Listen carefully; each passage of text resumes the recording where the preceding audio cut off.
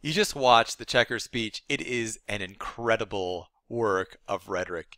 In sleight of hand magic, card tricks, coin tricks, there's a saying that you use a big motion to cover up a small motion.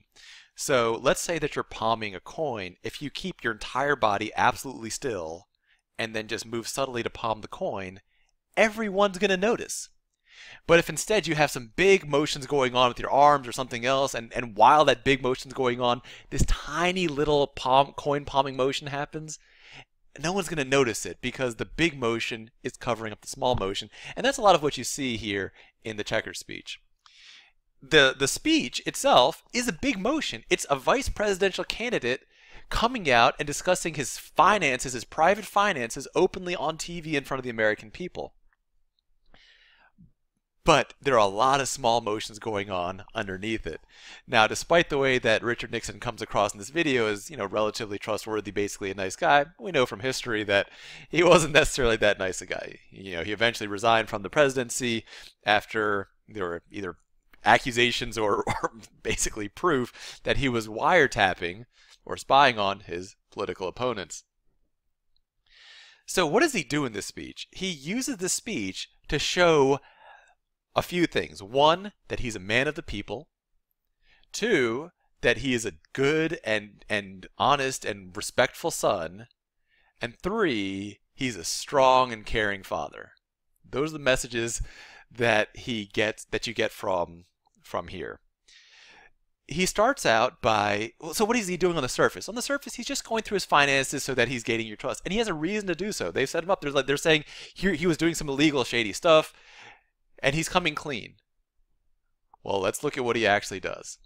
First, he talks about his finances in detail. And in doing so, he compares himself to one of his political rivals, George Stephenson, he says that I believe that it's fine that a man like Governor Stephenson, who inherited a fortune from his father, can run for president. But I also feel that it's essential in this country of ours that a man of modest means can also run for president. He's showing that he's a man of modest means. There's a lot more people out there with modest means than people who have inherited a fortune. What else does he do? He talks about how he's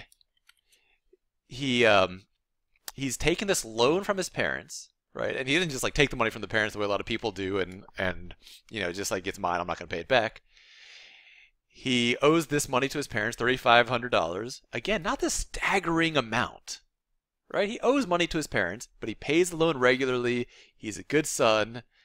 He also mentions that he has a $500 loan on his life insurance. He's a responsible person. He has life insurance. So if anything happens to him, his wife and kids are still going to be okay. So that's the part where he's pretending like he's just coming clean about his finances, but he's showing that he is a dutiful son, he's a responsible caretaker.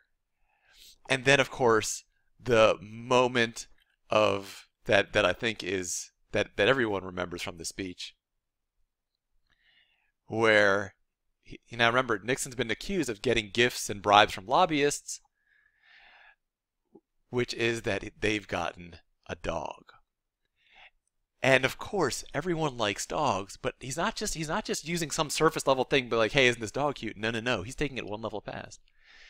He says it was a little Cocker Spaniel dog in a crate that he sent all the way from Texas, black and white spotted, and our little girl Tricia, the 6-year-old, named it Checkers. And the kids, like all kids, love the dog, and I just want to say this right now, that regardless of what they say about it, we're going to keep it.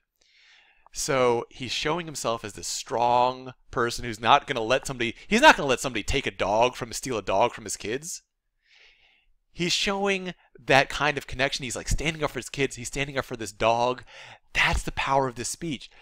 It's the fact that in the middle of this big motion of revealing his finances, he has this series of subtle motions, showing himself to be a man of the people, a man of modest means, a man who's responsibly paying back the loan to his parents, which everybody knows. People who borrow money from their parents, you pay it back like whatever. You don't make most people don't make regular payments necessarily back, but he does it. He's showing he's extra responsible. He's showing that he's looking after his kids. He's showing that he's going to make that his daughter loves his dog. He's not going to let anybody take the dog away from his daughter. And in doing that, he's setting himself up as exactly the right type of political candidate. He's taken an attack on him that he's doing some financial shady stuff, which realistically he probably was doing, and turned it into an excuse to really set himself as a man of strong character and strong conviction.